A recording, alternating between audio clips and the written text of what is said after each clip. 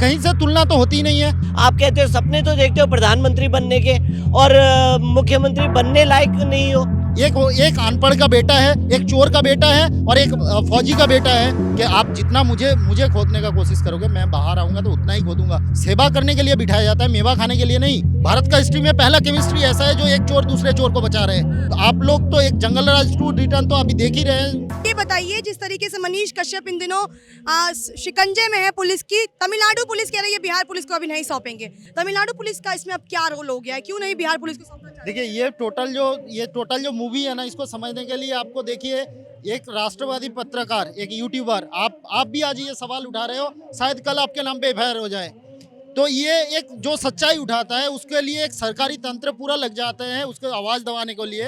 एक सरकार नहीं, दो सरकार लग जाती है उसका पीछे सरकारी तंत्र दबाने के लिए।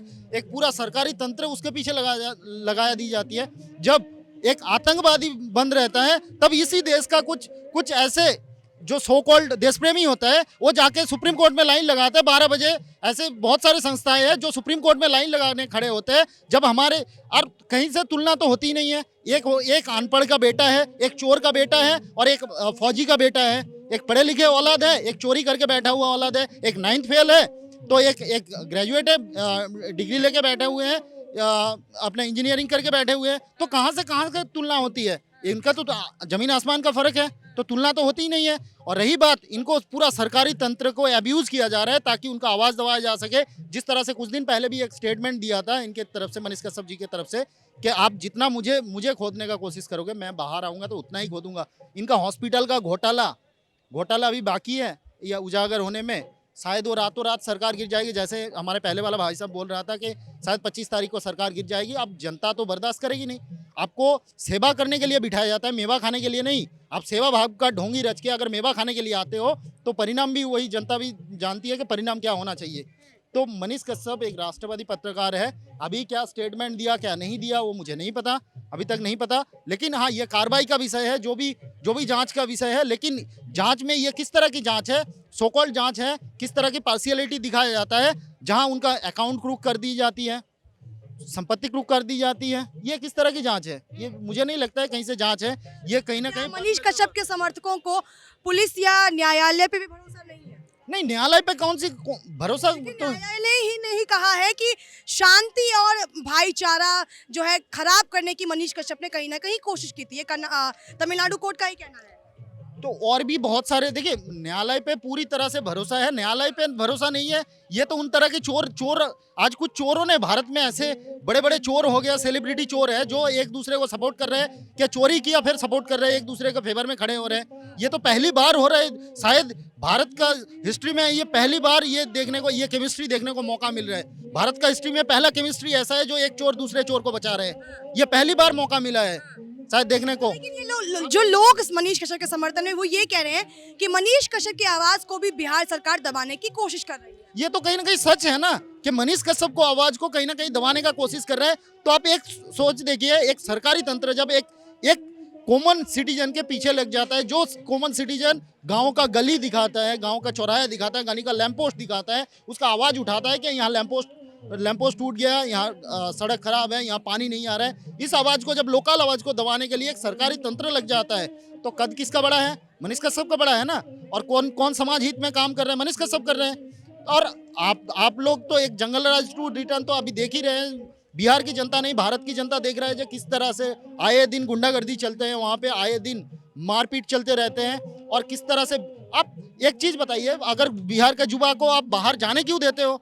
बिहार का युवा को अगर आपको इतना सेंटिमेंट में लगता है तो आप वहाँ पे सरकार में इतना दिन काबिज रहे। आप करिए, काम करिए, उनको बिहार हित के लिए काम करिए, बिहारियों के हित के लिए काम करिए। आप काम कर रहे हो अपने हित के लिए। जमीन घोटाले लोगों को नौकरी देने के नाम पे जमीन घोटाला करके बैठे हो। लोगों को आपने जैसे ही बोला था कि मैं आऊँगा सत्ता में तो मैं 10 लाख नौकरियाँ दे दूंगा। 10 लाख नौकरियाँ तो छोड़िए, आज बिहार का जो बिहारी मजदूर है वो परेशान हो रहे हैं, उनको यहाँ से वहाँ भटकना पड़ रहा है। और उस आवाज़ को जो उठाएगा आप उसी का आवाज़ दबा दोगे। ये किस तरह की राजनीति है? कम से कम अपना राजनीति रोटियां सेकने के लिए एक नेशनलिस्ट की आवाज़ दबाए जाना कहीं से उचित नहीं है। ये सरासर गलत है। ये सरकारी तंत्र का दुरुपयोग है और आने वाले समय पे जनता इसको भली भांति जवाब देगा। अच्छा, 180 दिन का जो टारगेट मनीष कश्यप ने दिया है तेजस्वी को, कि जैसे ही जेल से बाहर आएंगे 180 दिन में तेजस्वी की सरकार गिरा देंगे, गिरा पाएंगे या नहीं गिरा पाएंगे? देखिए, जो उनकी बात पेपर क्या है, अब नीतीश जी और वो तो लगे हुए हैं ना कि किसी तरह से इनको अंदर रखा जाए, इनको प्रताड़ना करी जाए।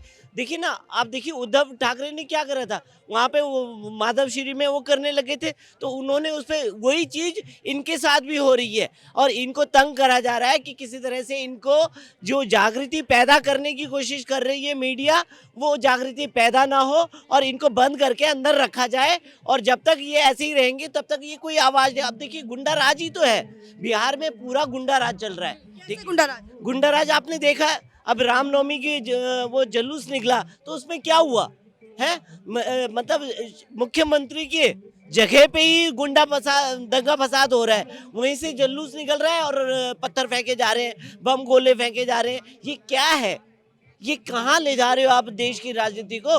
आप कहते हो सपने तो देखते हो प्रधानमंत्री बनने के और मुख्यमंत्री बनने लायक नहीं हो, हैं? खाली इसको सुशासन बोलने से सुशासन नहीं हो जाता। देखिए, योगी जी से अगर सुशासन सीखना है तो योगी जी से सीखें कि कैसे उत्तर प्रदेश को कंट्रोल में रखा हुआ है, कहाँ उत्तर प्रदेश की 25 करोड़ जनसंख्या को संभाल के रखा हुआ उन्होंने। तो कहने का मतलब क्या है, खाली ये ढोंगी बाबे हैं, ढोंग करते रहेंगे, अपनी राजनीति की रोटियां सेकते रहेंगे और वो क्या है 8वीं पास 9वीं पास उप मुख्यमंत्री बना रहे हैं। उसकी जगह में किसी और को बना दिया होता तो और विकास होता है। 10 लाख नौकरियां, मतलब युवाओं को आप वोट बैंक की तरह इस्तेमाल कर रहे हो और इस्तेमाल करने के बाद में उन्हें छोड़ दे रहे हो। अब अगर वो रोजगार मांगने जाते हो तो आप उनसे पुलिस से लाठियां चलवाते हो। तो सुना आपने क्या कुछ कहा है जनता ने मनीष कश्यप के समर्थन में। वीडियो में फिलहाल इतना ही, हाजिर होंगे एक नए मुद्दे एक नए वीडियो के साथ। मुझे दीजिए इजाजत। देश और दुनिया की तमाम बड़ी खबरों के लिए आप सौगंध टीवी को लाइक शेयर सब्सक्राइब जरूर करें। कैमरा पर्सन सचिन के साथ शालिनी झा, दिल्ली, सौगंध टीवी। आप देख रहे हैं सौगंध टीवी, सौगंध वतन की।